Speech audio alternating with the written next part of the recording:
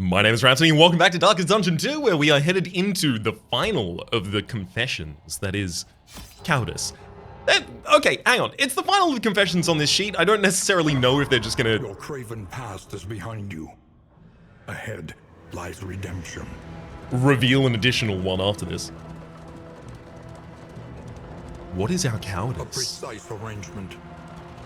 The sacrifice of conscience. The abandonment of self. The Iron Crown had found its king. Upon your furrowed brow, the mathematics of our existence, the geometry of the cosmos. An ephemeral equation wholly expressed in negative space. To invoke its power was to refactor the most fundamental underpinnings of our fragile dimension. To imprint one's mind upon reality itself. Interesting. A place between places. Is it possible that the world that we experienced in Darkest Dungeon 1 is the cowardice of the ancestor rewriting this world in his own fashion, rather than the fashion of his student?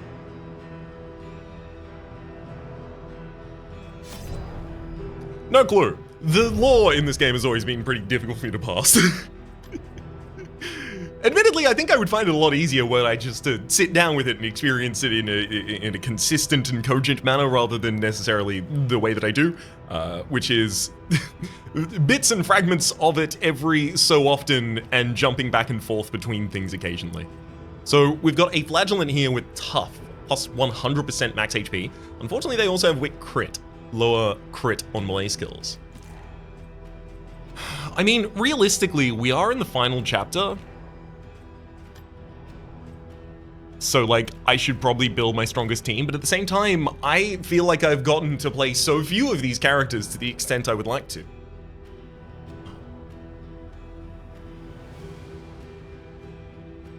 So I think it's probably appropriate if I just try and build a fun party. Like, we're definitely not taking the Highwayman here. Dismas is blundering. -2 speed, at combat start has a 50% chance to become vulnerable, and when moving, has a 25% chance to take damage. Not at all what we want. Now, Man-at-Arms, actually, I do want Man-at-Arms so that I have the ability to possibly get to an unlock of your... Oh, is Retribution necessarily next? Oh, I would love it if it was next.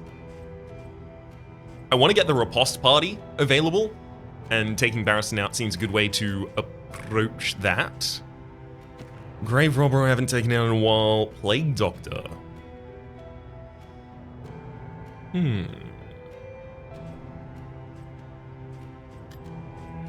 Plague Doctor still does have 2 to pick up. One of them Disorienting Blast, and one of them Magnesium Rain. Both of them probably pretty important to the versatility of that character. I feel like I have all of the unlocks on Hellion, but I've run Hellion so few times. At least, not that I haven't run her at all, of course I have. Ooh, Last Gasp on a Hellion. So the Hellion by default has a class ability that gives her more damage when she gets below 50% HP, and even more damage when she gets below 25% HP. So a version of the Hellion that just gets faster when she's slow. Sorry, when she's on low HP, so that she can actually eviscerate an enemy quite quickly. Deeply, deeply appealing. I like the idea of getting you in the party. What are your quirks again other than Hypochondriac? Ooh, steady on our runaway. Unyielding on our Jester, and I do really want to take the Jester out again. You know what? I'm just gonna start dropping people into the party based on what I said. Lingers, long after the final chord has been struck.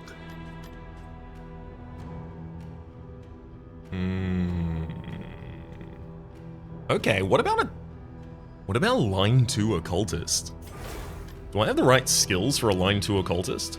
So I wouldn't be able to use Abyssal Artillery, and unfortunately I would be tagging on the ability for my enemies to resist my curses quite easily. When do I get Oasis? Ooh, yeah, again, I can't necessarily rely on unlocking them in this order, but Oasis looks like it's a little bit later in the future for us. But again, I would like to take an Occultist. What about a second line Jester? That's something I seldom do. So we've also underlocked. We've unlocked Intermezzo, the Jester path, on Song Skills to Bleed. What? Song Skills to Bleed. Do we bleed if we play a song? Is that what you're saying? Because none of these are called song, so any of them that are related to playing music? That seems so vaguely defined. Echoing March gives when moving to bleed. So that makes sense, because you play Echoing March on an enemy in order to pull them forward. Inspiring Tune skills give plus 20% to resistance. Yeah, it's definitely not that. The extra damage, extra crit, lower speed. I don't like Soloist in the second line. That seems like it's a bit riskier than I would like it to be. And also, Inspiring Tune, I don't necessarily know. Like, I would love to be able to run Inspiring Tune, but if I'm in the second line, what am I just using a Fade to Black to set up the ability to do it? Actually, yeah. What if that is what I'm doing? To know the abyss, one must embrace it. So far we've got a little bit of dancing in this party. Oh! Nope, that's not what we're doing. You go there, you go there, you go there. There we go. Hello, Vestal. Repudiated, but unbowed. So our defense in this party is not especially good. Honestly, this party in general has like some kind of coverage for a lot of different things. The Vestal doesn't heal yet. I mean, sure, it has Divine Grace, but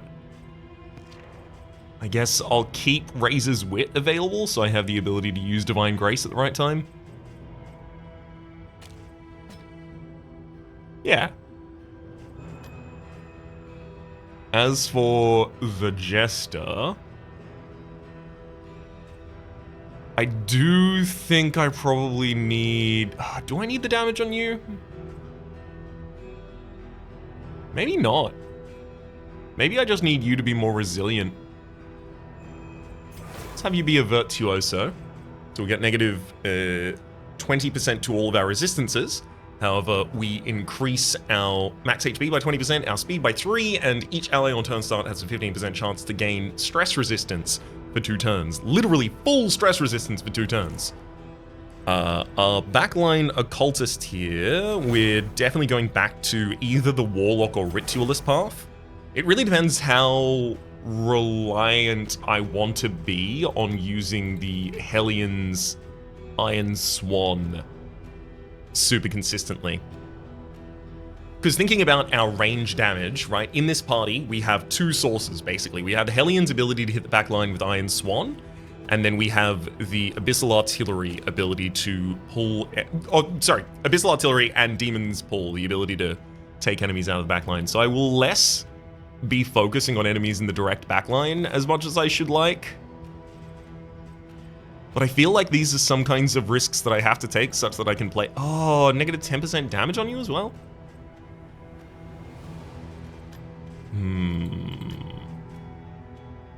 A rank flexible role that specializes in debuffs and token removal, or a rank flexible role focused on party defense. Let's go for focused on party defense. Can't even use Judgment from this line. I can use Illumination for removing dodge and things like that. I can use Hand of Light in order to self-buff.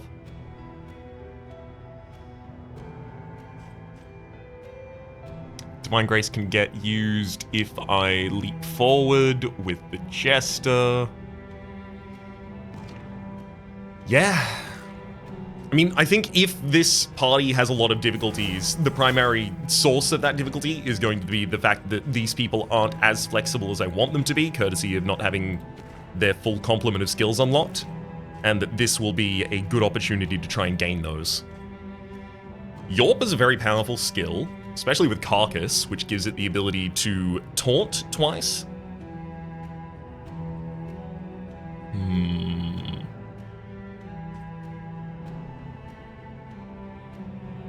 I think Ravager is most appropriate here, though.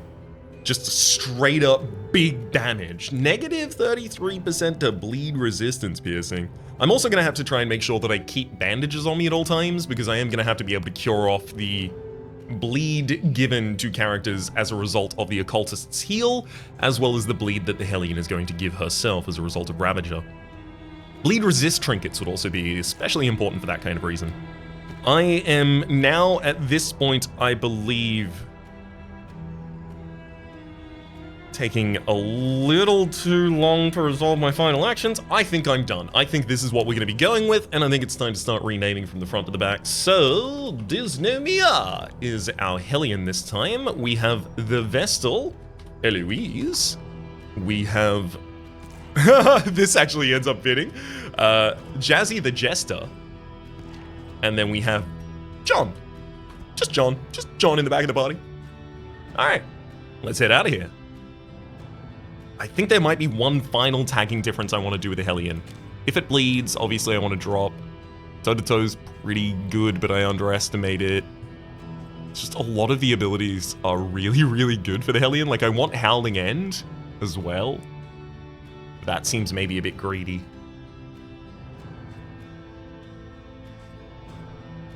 I'm going to drop toe-to-toe. I'm going to pick up Howling End, and I'm going to pick up... Raucous Revelry doesn't make that much sense. Just because I have access to Inspiring Tune, and that's so much better. I'm going to take the Adrenaline Rush for the ability to save myself from any of my bleeds, and then consistently heal. Let's head out. So yeah, I'm very much anticipating the possibility of dying in like Chapter 3. Again, same thing I said in the last confession. Forward now, into the crumbling chaos of the world. Land a Killing Blow on a Gaunt for John 3 times, Killing Blow on Pillagers 4 times, and 4 times for Dysnomia to land the Killing Blow on Pillagers. Consecration of Fortitude 2 times in single fight, easy to do. Inspiring Tune 2 times in single fight. I mean, I'll end up doing that, but it's not necessarily especially easy to do. We have some items we can throw on people. I'm going to put the Noisemaker on our Hellion Ravager. Actually, I think I'll put that on Eloise, who I believe is going to be better defended. I'm going to give my Hellion Ravager the ability to remove Deathblow resistance from enemies. I'm going to give the Shred of Decency, because it seems like an Eldritch artifact, to John. Covert Cloak. If at round start the flame is low, we might stealth, but our range skills have extra resistance piercing. I mean, that just goes on John by default here, I believe. Buttressing Band, at turn start, a 10% chance to gain crit. On miss, a 20% chance to gain vulnerability. I really like that. Clarifying Carcinet is not going to be active for a while, so I don't really need to worry about that so much. But the Buttressing Band... I kind of want to put that on someone who gets incredible extra effect out of their crit. So if they have like a high damage range, that's a good way to do it, because crit is a 1.5 multiplier on the highest end of the damage range that you could reach. So if the damage range of Iron Swan was 0 to 8, then a crit would guarantee that it does 12. If the damage range was 7 to 8, it would also guarantee that it does 12.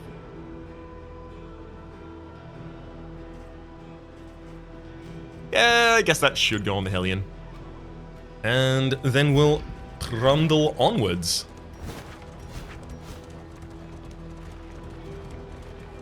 The point of no return welcomes you with open arms. So I believe there's only gaunts in this area, so I'm looking for John. See, even your valley is not immune to the spreading stain. I'm looking for John to claim as many of these kills as possible. We'll happily open with a Harvest. And can I get 2 Consecrations? Oh, cooldown 3? I'm probably not going to use 2 Consecrations of Fortitude in the same fight. That just doesn't seem likely.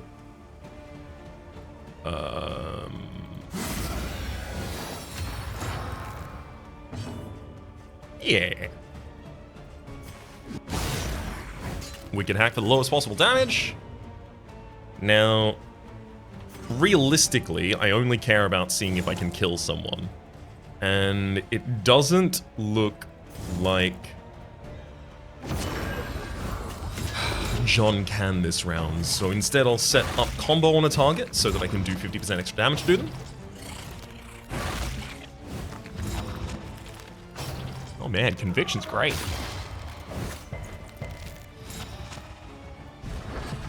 Cooperation is the key.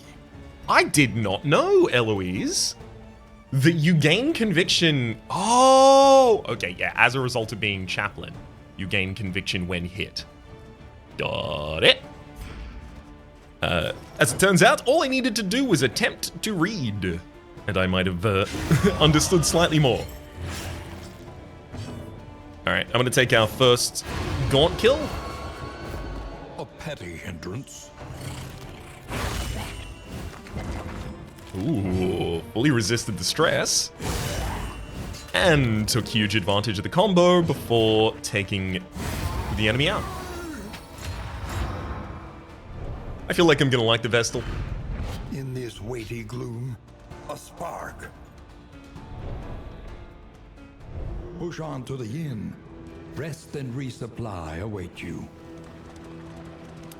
Truer words, never spoken, especially as we have, yes, there we go, the influx of all resources we get from heading to the first inn. I believe we're also in the area where, oh no, it's watchtowers will give me extra speed until the next inn. The fire is lit. The table is set. The inn awaits its favorite guests. The way is lit. So plus 100% to assistance in counter location scouting and plus 200% to assistance encounters. And Fog of War, avoid the watchtower for 2 mastery points this early on. I would love that. Learns quickly when survival demands it. Let's go for the loathing will resistance serve well. and the extra action. Man, I call it the Republic card every single time. What?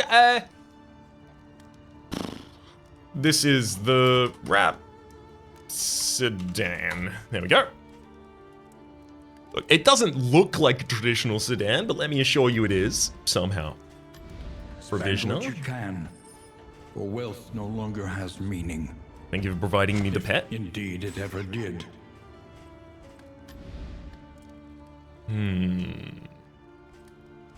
Ooh, pot and still for making whiskey. Legitimately, I actually do want to buy that early.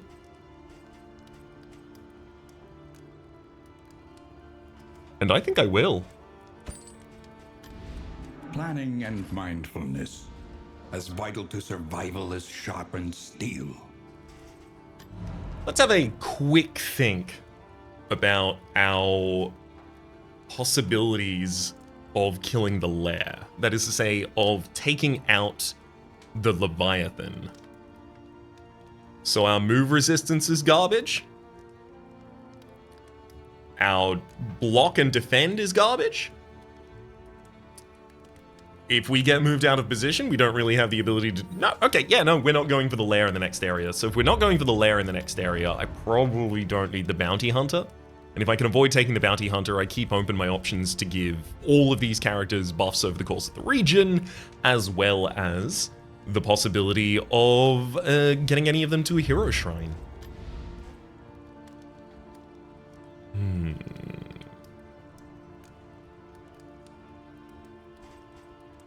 Clotting powders. Clotting powders does seem pretty good. Especially for my Hellion when she gets on low HP. And in this context where I don't, have otherwise access to bleed prevention or removal. I think I want to get the 2 stacks of clotting powders and then Something to ease the some whiskey. rigors of the road. Anyone got a sprained wrist? Eloise has a sprained wrist.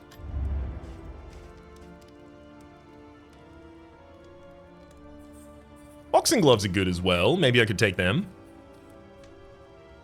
Yeah, I'm going to take the boxing gloves and I'm going to take them to the next region. I don't think I'm too stressed in a way that will force me to immediately have to spend those. That said, it doesn't make sense, it doesn't make sense not to spend some of this whiskey. I always like when my frontliners like one another, and let's do the same with our mid. Final thing, who wants extra max HP and damage? Well, I mean, look, if it's ever going to be active, I would like it to be on Disneymere, our Hellion.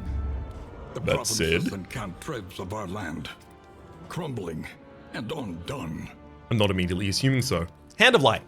So Hand of Light's upgrade here gives a random adjacent hero also a block token. Illumination removes the ability to gain the dodge for enemies. Judgment. Oh, we do actually have the ability to burn. A second character that can burn. Interesting. Divine Grace as well for the heal slightly up, and also the range you can heal from slightly increased. And then Consecration of Fortitude. This is the one that I have a particular interest in. So Consecration of Fortitude default is grants block or dodge to the hero in this rank on turn start. And then the Consecration of Fortitude plus is dodge plus or block plus. Neat. I mean, that's such a good defensive tool. I really feel like I want to go for a damage tool, and I want to go for a... Like, can I combo anything with Iron Swan right now? Because Iron Swan gives combo to the target. Do I have the ability to utilize that combo in any fashion? No, not really right now. That's a shame. Maybe that's a reason not to take Iron Swan here first.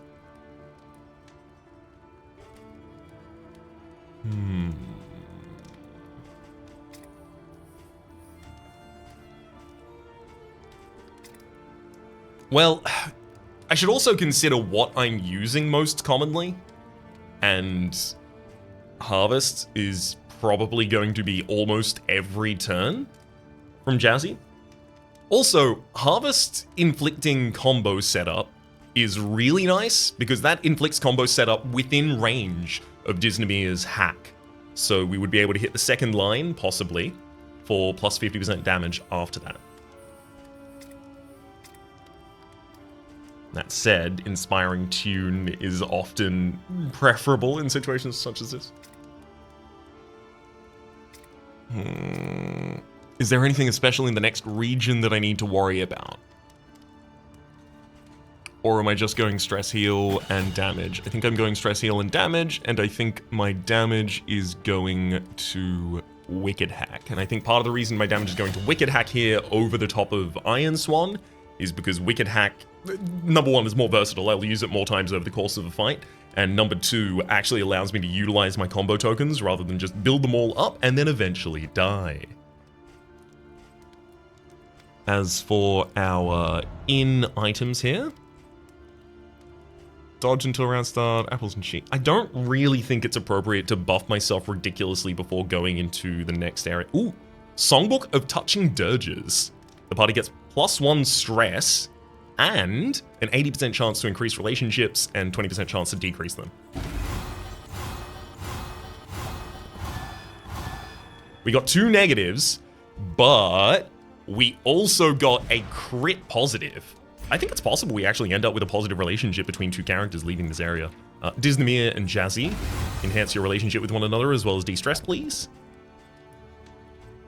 And I think we are road ready. The barnacled timbers of the coastal villages are sodden with salt and secrets. Resentment, the slowest and deadliest poison of them all. Rude. We'll be fine, but rude.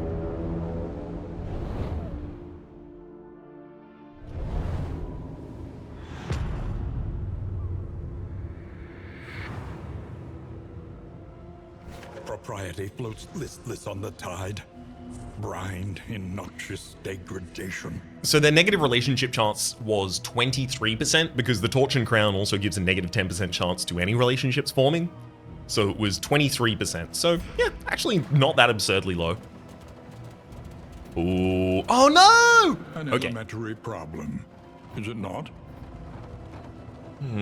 See, there is a hero shrine, but the hero shrine immediately leads into a watchtower, and I don't want to go to the watchtower. Annoyingly.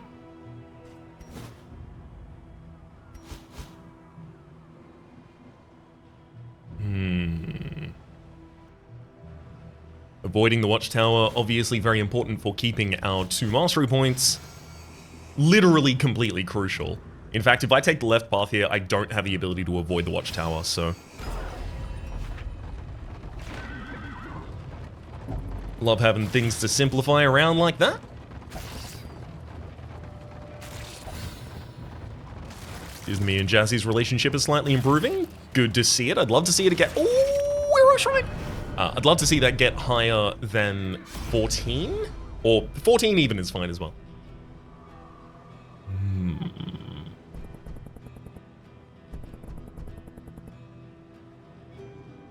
Alright, Eloise. Let's get a Vestal skill. Vestal. Chapter 1. Want not.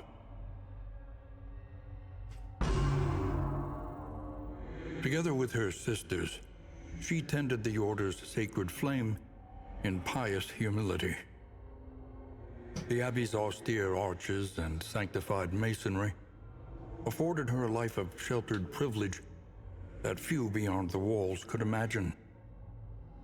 Discipline was paramount, and when forbidden desires would seek to distract her from monastic toil, she smothered them. Reluctantly.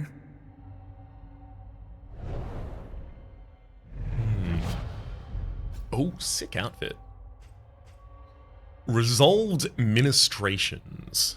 From the back to 20 position, and it removes all DOTs as well as daze and stun.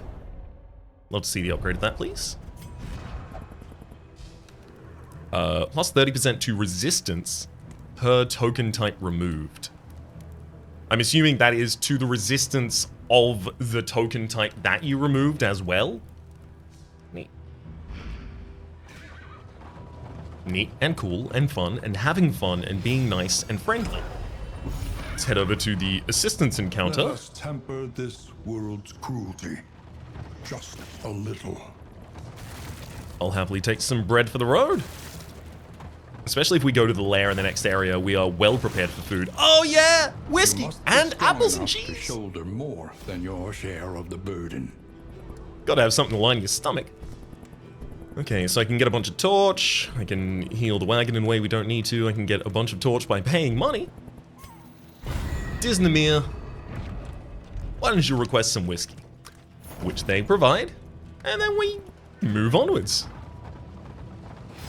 Gotta be a resistance encounter, unfortunately, but thankfully, that is what Eloise and John, the most stressed members of our party, would prefer.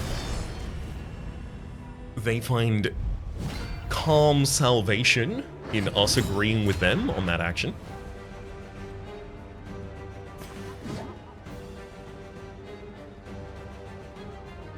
Okay, I'm gonna use Howling End. Damn it! I actually didn't want to crit. A promising development. So I was using Howling End there intentionally so that I could try and give myself a target that John would be able to kill, because these are gaunts. Alas.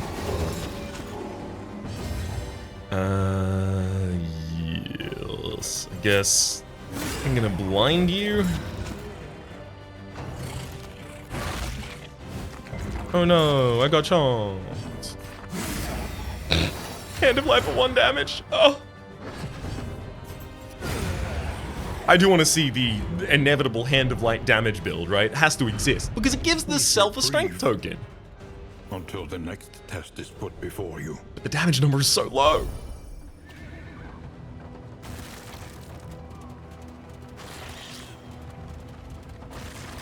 Alright. Was that? Did we get a whole barrel of whiskey? Oh my god. Our relationships are going to be wild. They revel in debauchery, debasing themselves in the face of the end. John knows their weaknesses. The glare of our torch reveals them, says John, blinding the enemies and completely tanking his relationship with old Disney. No, not Disney, that's Jazzy. Actually formed a better relationship with Disney. Right then. Quick old harvest. Definitely time for some artillery.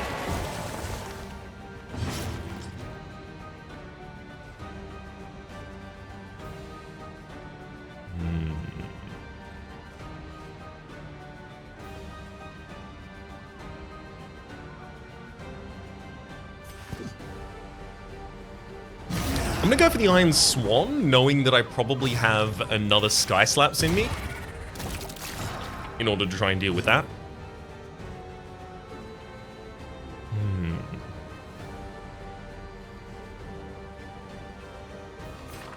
The idea of using a Consecration of Fortitude is also kind of appealing. I do no damage to the cabin boy. I did 1 damage! Woo! Steady yourself. How dare you heave? Don't you dare hoe. That counts! If heaving was pulling... Oh, sorry, if heaving was pushing, then hoeing is pulling, surely. Ichthyophobic. I mean, you know, afraid of fish, but... What triggered it? I guess killing enough fishmen of some kind? Seems slightly unremarkable. Yeah, might as well just slap him.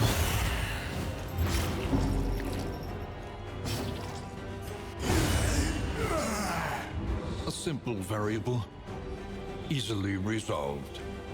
So Judgment for extra damage. Ooh, Judgment's actually doing significant damage at this point. What with all these tokens?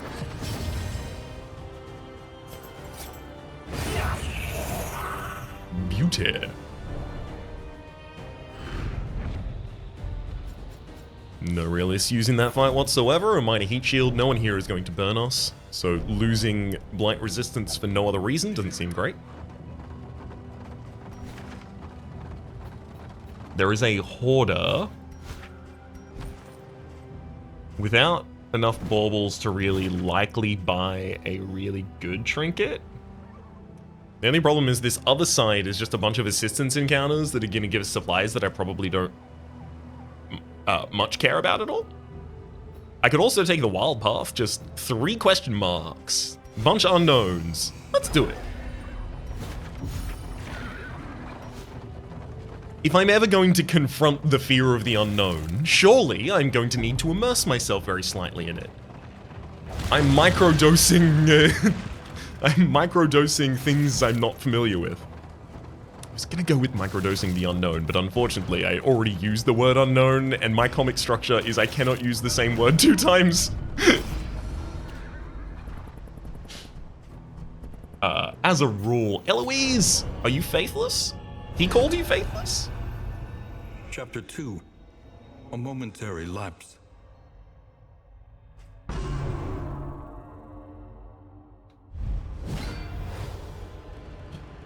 She was a paragon of duty and virtue, but reminders of her deprivation were everywhere. Surely she deserved some indulgence for her labors. Okay, so satisfy your curiosity 3 times. There's a position ahead of us with 100 health behind us as well. Sorry, 2 positions ahead of us with 100 health, rather. The Sacred Flame. Oh, it's windows. Oh no, the 2 positions ahead of us don't have things, but there's a courtyard window on the enemy side with 100 health, and the Sacred Flame with 99 speed has 31 health. Did 10 damage to itself at the start of this round, so one assumes that this is a counter for 4 rounds' time. There's Kindling. Requires self to have no kindling, and then give self kindling. We use this by collecting backwards. And then there's Kindle Flame. We need to be at the very front. And it requires us to have kindling. It gives us stress, removes the kindling, and gives kindling to the target. So this is... let's light the sacred flame. Surely there is more to life than this, says Eloise. We move 2 spaces forward and hand the kindling in.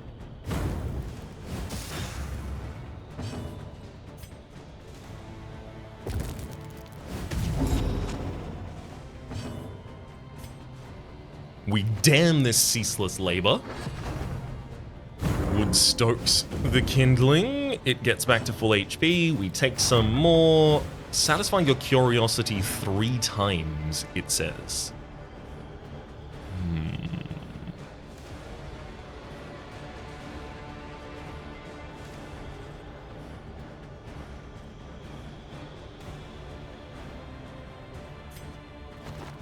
I'll move back to the front. Okay, yes.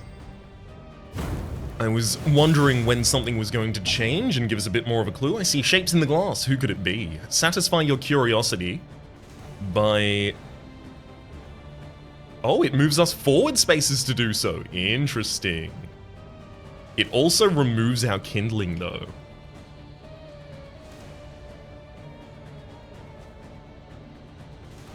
As soon as the flame runs out, I am going to assume that I am about to die. So if I satisfy my curiosity, the enemy burns for another turn. I take an action to take this and I move forward. The enemy burns for 1 more turn. I can kindle it and then move backwards.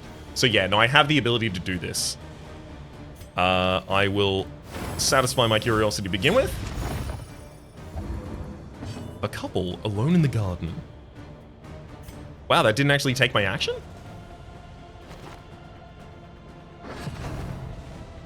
No, it did. This was all accounted for.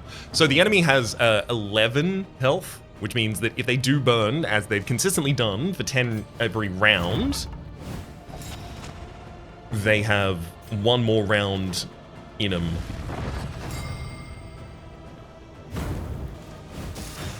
Perfect. And now it's time to full heal the flame.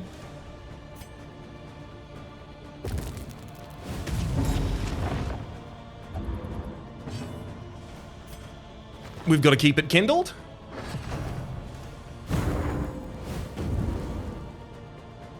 Keep it blazing. Keep it burning. My arms burn hotter than the flame itself. That's some dedication. I believe we're in the exact same position as we were last time. Satisfy curiosity. Satisfy curiosity also moves us forward 3 spaces. So I wonder if there is a different loop on which I can do this.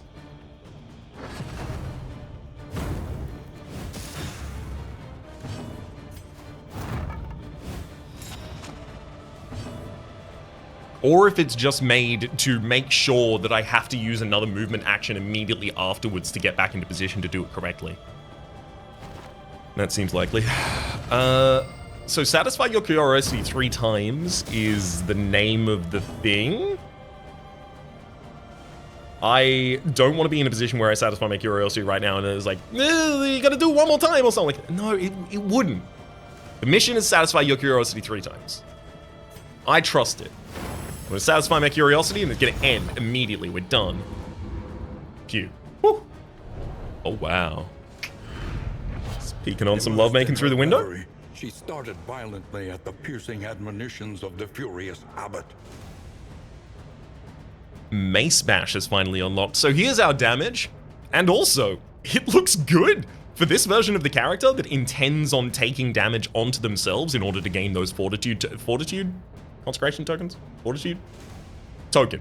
They have a name. I'll figure it out eventually. With 2 tokens, we ignore guard, dodge, and block. Incredible. With 3, we also deal 100% extra damage. Ridiculous. And, let it not be overlooked, we have Hand of Light giving us a strength token. So that's an additional 50% damage on top of that. I'm going for the unknowns. I'm exploring the ruins of Alf, actually.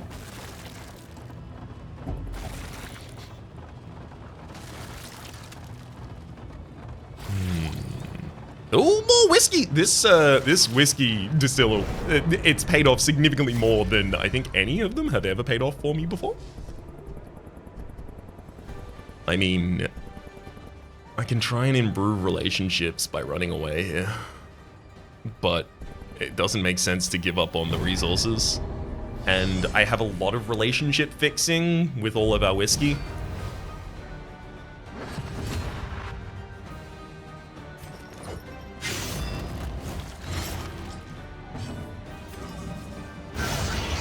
Oh, solid crit, buddy. You mock? What do you mean you mock us, surely?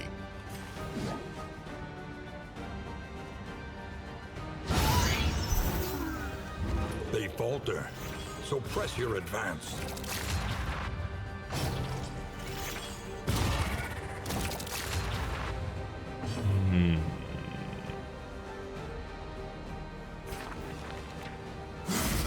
I mean, Empowered. we'll get him. Emboldened.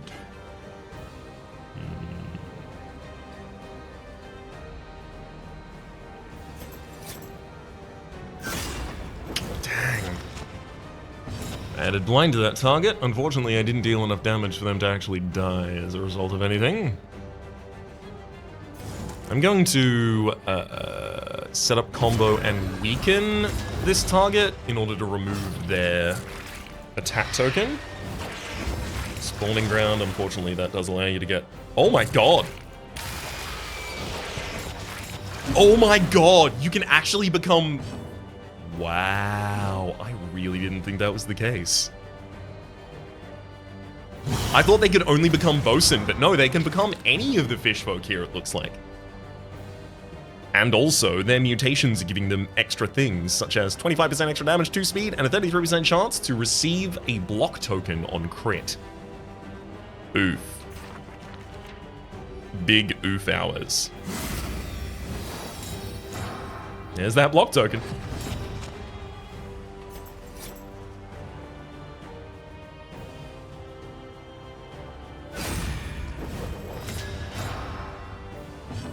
They are getting the block token at every available opportunity. Well done, Ben.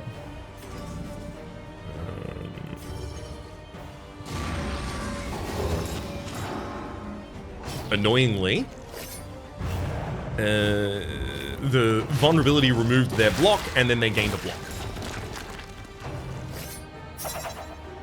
Thank you for missing both times.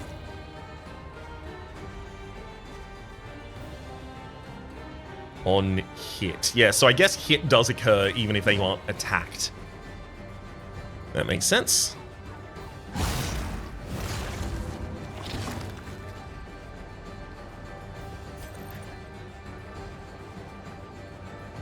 Feels like real hard yards trying to get some damage actually through though.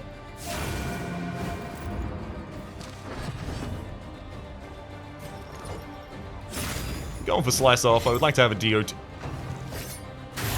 Hold fast. So For who rude. knows what lurks in the beyond.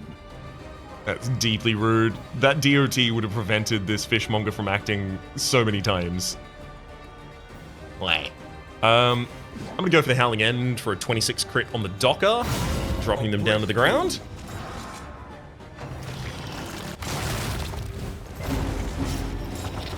Okay, Echo did that.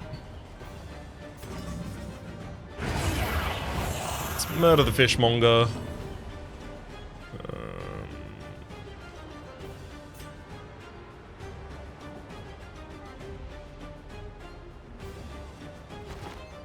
I'd love to be able to get back into a position where Jazzy can do a heal, but unfortunately I can't do that. That would have been a stress heal, mind. Harvest follow-up, we just leave the fight in bad... Overcome even the greatest of threats. in a bad position. Oof. But worthwhile. Worthwhile indeed. We get the Fisherman's Line. On hit, apply. If the Fisherman's Net is equipped, which it isn't, unfortunately, at the moment, plus 15% chance to stun, and if a serrated item is equipped, 33% chance to add 3 bleed. So now I'll be looking for a serrated item, and that's always really good on the Jester with the capability of bleeding, and also with the capability of hitting multiple targets at the same time.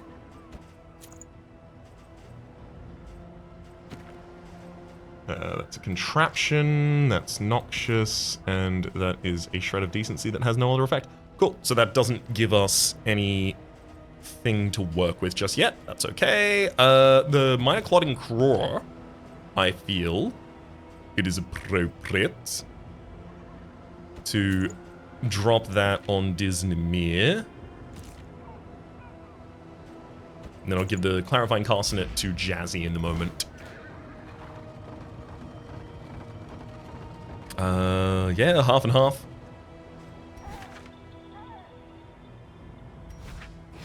I prefer the question mark. What if it's a hero shrine? I mean, it won't be, and it isn't, but it could have been, even though it's not.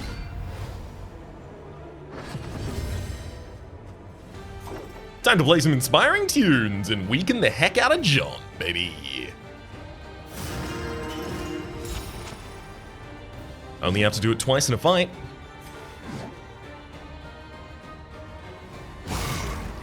No crack shotting.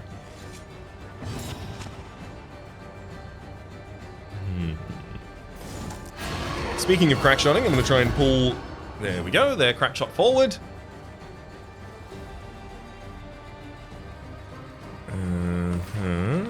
Hand of Light I can throw all the way up until the back line, which seems good.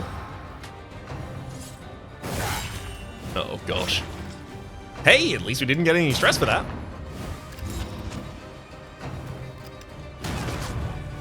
And the Frantic Retreat is a particularly weak version of that ability to use.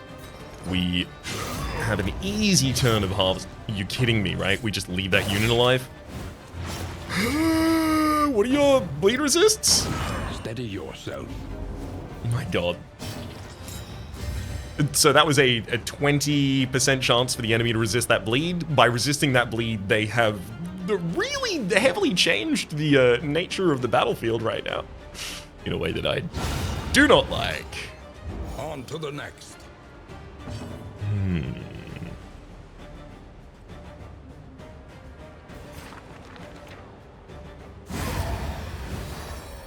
A lesson taught is a lesson learned. Hey buddy, I either pull you to the front of the party or I destroy all the corpses in front of you and then you go to the front of the party. Your choice. Second inspiring tune in a single fight. We have completed the Jester's mission. Not time for an adrenaline rush yet. I honestly don't think there's an especially large amount more recovery that I want to do before ending this. Not with weird reconstruction not upgraded yet.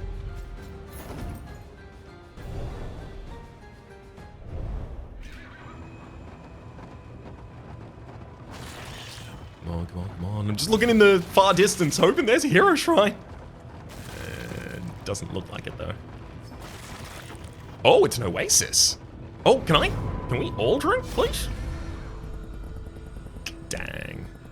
Jazzy, something reeks most foul. Is it me? No, I'm gonna be going with John's resolution here. I sense we are in need of haste. I'll fill the flask. So we get the... Wealth is worthless without purpose. We get 3 mineral-rich spring waters, and we also get another one from having just come to an oasis in the first place.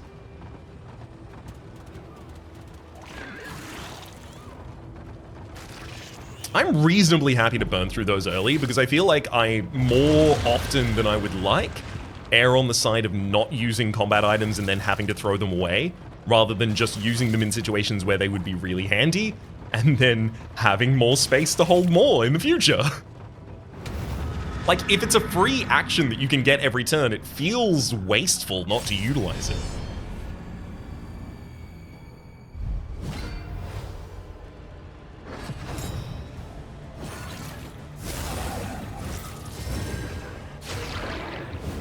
Also, like, I feel like there is a mental version of the too good to use syndrome that I can inure myself against by thinking instead, it's too good to throw away. I can't not use it because then I might have to throw it away. Noting the enemy does a bunch of stress to our backline, especially, I am going to de-stress John first. Roll a hazard. Apply to attack when hit. Knockback 2, 25%. Oof. That could be a toughie. And that's attacker when hit. Yeah, so we would get pushed back if we did Barbaric Yorp, I believe. That said, I don't really have that many other targets I can face right now. Speaking of facing, it's time to face our confession. Yes, I am currently attacking the enemy that has regen on them. I don't love that, but it is the enemy I'm attacking. So, let's use Consecration of Fortitude, because it seems the most appropriate fight so far to have done that in. Make vulnerable and remove dodge. I'm going to do that on the Cherub, because that can set up... Oh, nice. We've even got a crit token ready. Because that has now set up for the possibility of using an Iron Swan. Ah, dang. I was really hoping that was just simple Iron Swan for the kill kind of action there I was going to be able to have.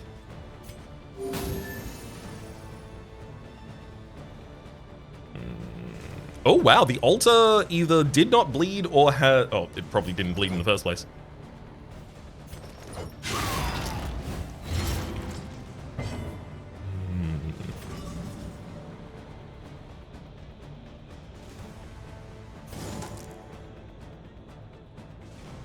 You know, getting control of that altar is the most important thing here, by far.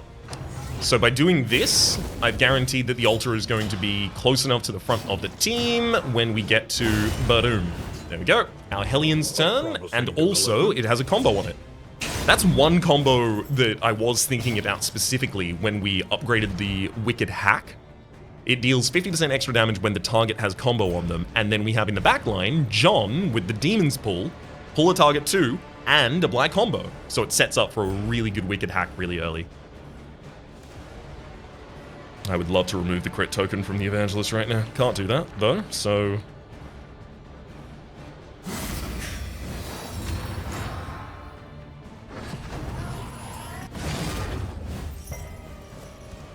I mean, the Cherub's basically doing nothing at the moment.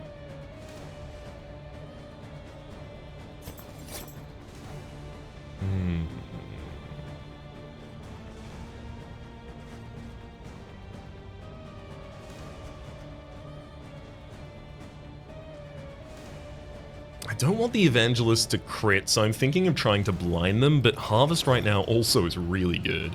Oh my god. I really need... So, what's a serrated item that decreases bleed resistance on the enemy? It's the Cleaver, I think? The Cleaver? No, it's not. That's the Noxious Cleaver I'm thinking of. The Serrated Blade or something like that? There is an item that would be extremely helpful here in terms of actually managing to connect our bleeds. 11 is the low end of the damage range there we could have reached.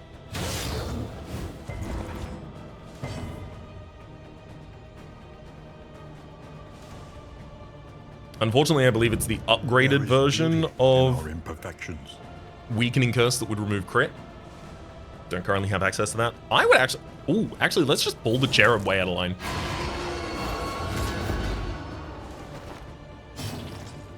In doing so, we've managed to leave the Evangelist that has crit still in the backline. Very, very pleased with that.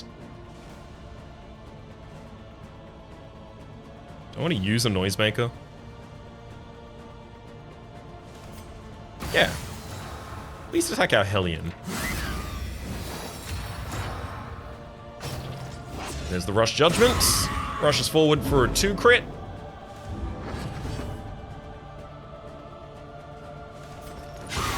Keep the bleeding. The enemy weakens and wanes. Barely bleeding anyone. They don't have 40% resistance. Never mind. Kill the Cherub after the setup. And do not relent. For the character that is acting first, I could weaken you. I think that's probably the most appropriate play. It sets up a combo on the target as well. Also, if they roll a crit, they're going to do significantly less damage. Unfortunately, most of what they end up doing is usually bleed. Sorry, most of the damage they end up doing is through bleed, rather. I really need... Oh, I didn't tag on Mace Bash. That's the mistake I made here. I was wondering why I never had access to it, and for a second I was thinking, oh, does it require having enough tokens to cast or something like that? No, I just didn't tag it. That one's on me, baby.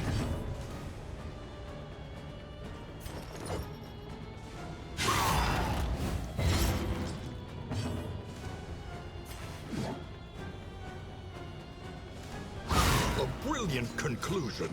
Solid crit. Down on death's door, that unit is ready to die.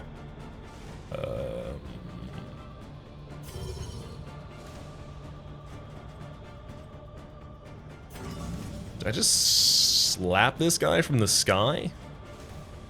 Making you vulnerable? Yeah, I guess I'll make you vulnerable. Just doesn't seem like it's really going to change that much.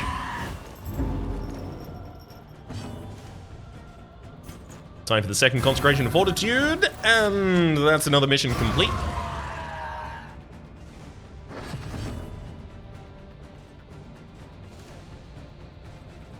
I mean, I need to find more things that John is capable of doing, because these aren't it.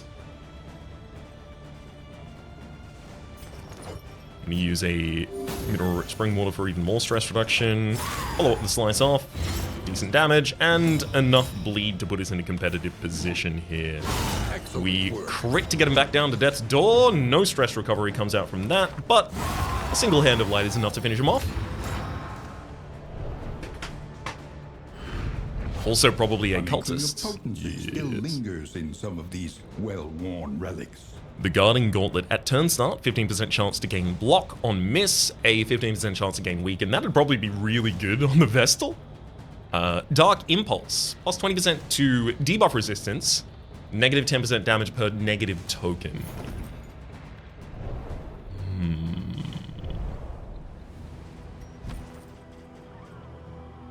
That would also activate Spoken Sharply. If a stained item is equipped, gain on hit, heal 4, but negative 33% max HP. So gain on hit, heal 4. So if I hit 2 units at the same time, do I heal 8? Or does that count as an individual hit against the enemy party? Is it each instance of damage? Or is it... I mean, you know what? Especially while I don't have anything serrated to work with, now seems like an appropriate time to figure that out. Also, frontline, you... Wait, no. Gonna go there. Oh man, that ability to crit, sick. Currently, we would giving 20% max HP with the Clarifying Coronet by itself. Probably not enough. Alright. Let's trundle on forwards. So much whiskey. We're going to be absolutely staggering out of the bar on the other side. Sorry, the inn, I mean. A little bit telling that I think it's a bar exclusively. You know how they attach a hotel to every bar? What? Sorry, you're saying the bar just happens to be in the hotel's lobby? Oh. Oh yeah, that makes sense. Yet places such as this, where a little light still gathers. We've completed the Fog War, so we got our 2 mastery for that. We've also gotten Tracker on Disneymere, plus 100% to Rough Patch Scouting. We got Daredevil on Eloise. Wow. Plus 10% damage. At combat start, become vulnerable. We cancel that vulnerability out with a lot of our different actions. When missed, -1 to stress. So we would like to be able to dodge. Jazzy picked up Lazy Eye, had to assume someone was going to get a negative, and if anyone gets any negative, I hope it's my melee character getting negative damage to their range skills. And then John in the back line, who is hemophobic. If they are bleeding at turn start, a 1/4 of a chance to gain a stress. Neat. There's also the Ye Olde Guild Hall, or the Old Guild Hall, which is exactly how you'd pronounce it even if it had the Y. Or the symbol that looks like one. Training. These veterans have Offer you all they have left, their knowledge?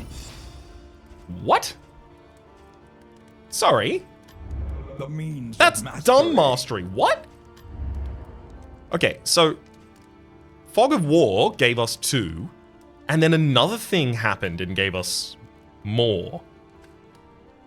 Does the Guild Hall give us that? But it doesn't say. You know what? I'm not going to puzzle this further. It's just interesting. Wild. Let's get people to drink. Chug, chug, chug. Time for a big old chug-a-log. Actually, hang on. I'll have a quick look at Conventional fare, but fairly priced. our other items first.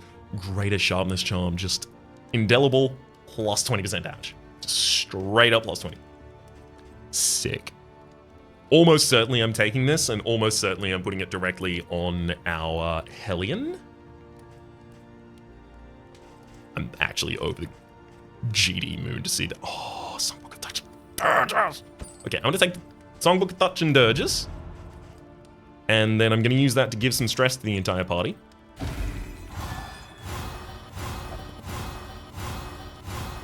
But see our relationships fix themselves. And then I'm going to remove that stress with some whiskey. Oh my god, we have some 20s. You harmed a couple of those relationships a little bit. Okay, so we have unfriendly between John and Jazzy.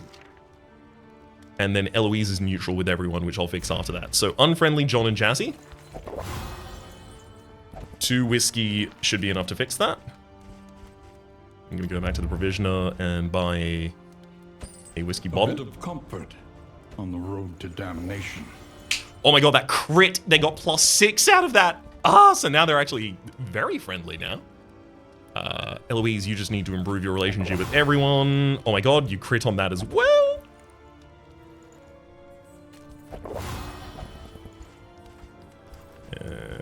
Maybe I want to play some cards. I'm gonna take the playing cards and play them.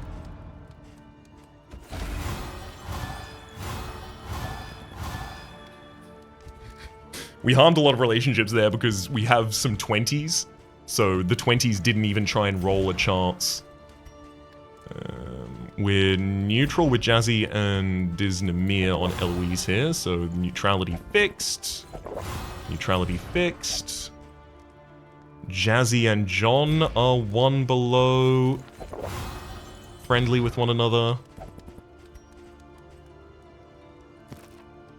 So at max affinity, they are 100% guaranteed to get a positive relationship. At very friendly, they have an 85% chance. Maybe I get y'all to your 20 with this final whiskey flask. That was Disnamir and John. Love it. Okay. No fisherman's net or serrated item here. No, unfortunately there is not. Taking the greater charm. I told you I was going to.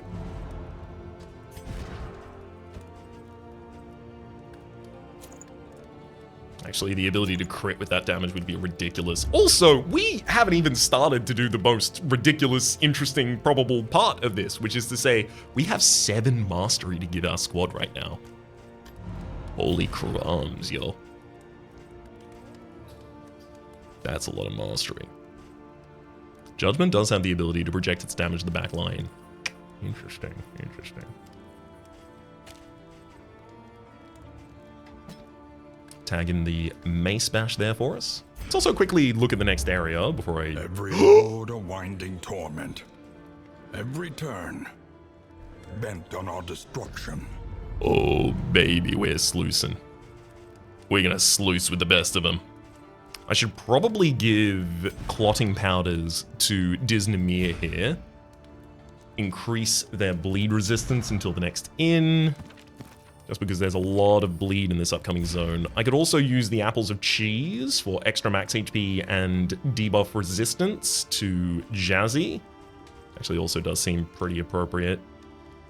The Sluice does a pretty decent chunk of damage. What do I want for the Sluice, though? I mean, yawping at the enemies is reasonable.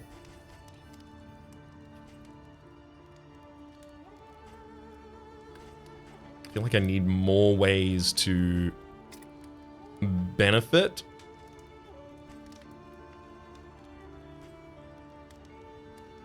Disproportionate to the enemies.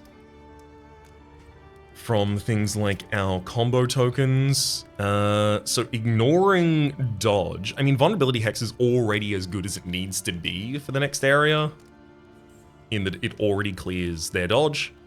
Demon's Pull, we don't really stack any of the self-buff tokens, so upgrading Demon's Pull here doesn't really change that much about it. It does make a lot of sense to upgrade Weird Reconstruction and Weakening Curse as well.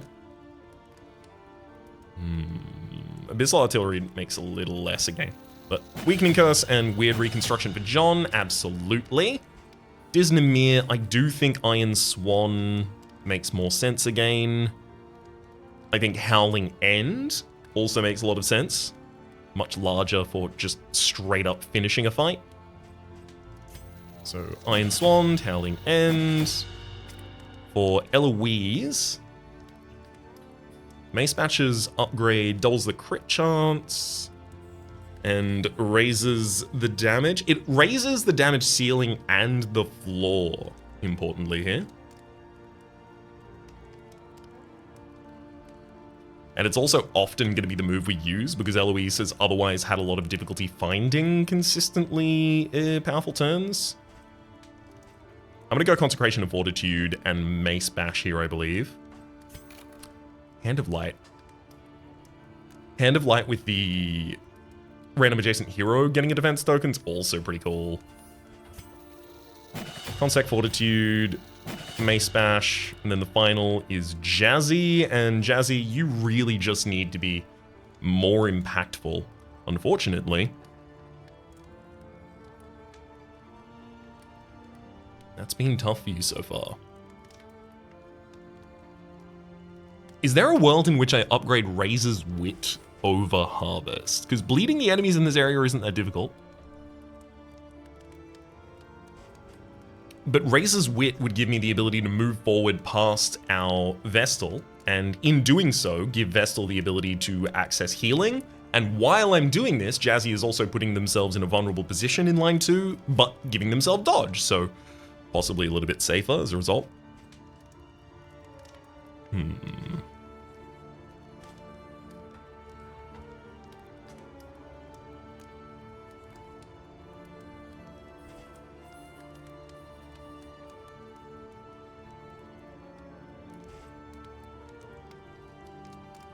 I upgraded Weird Reconstruction, so I think my recovery tools are good enough to justify taking Harvest instead.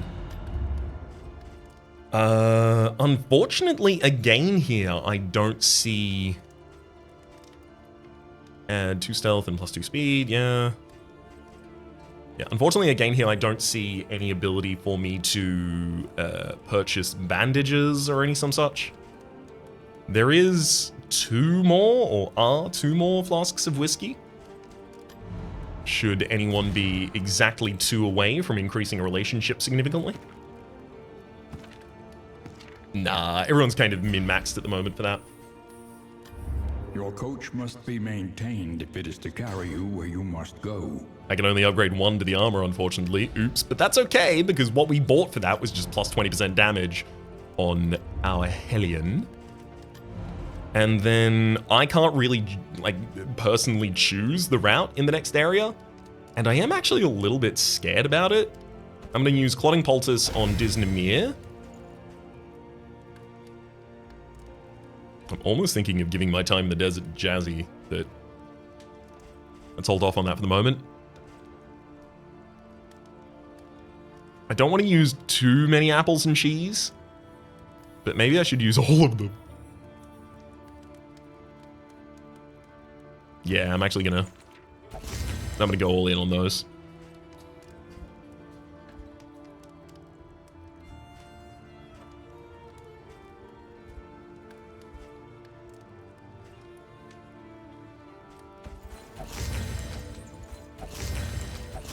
I fear the next area being actually a lot crueler. Heck, I almost want to put the Nightshade Concoction on someone, but that feels like it might be just a step too far. Still have the Fisherman's Line, don't have the ability to activate it yet. Do I even have the Fisherman's Net item unlocked? It's possible I don't have the ability to access it at all. You know, save the serrated side of it, which is good, admittedly. Someone should probably just hold the casting it before I forget to put it on anyone. Minor Clotting Crawler makes a bunch of sense as well. Alright. And that seems to be our party. Let's rest for the night and see how many of them like one another in the morning. Oh, that's a lot of relationships. While the heart still beats, desire will never die. Unfortunately, our amorous relationship here is built on If It Bleeds, which is just not active, and Hand of Light, which we're not going to cast consistently. However, Hand of Light will heal Disney by 10%. Hopeful. Aspiration unites the hopeful. Oh, Wicked Hack giving negative stress and Slice Off giving negative stress are both incredible, respectful. Tried and tested. A bond to be counted on. Giving a damage token when casting Weakening Curse is huge. Battle Bow less so.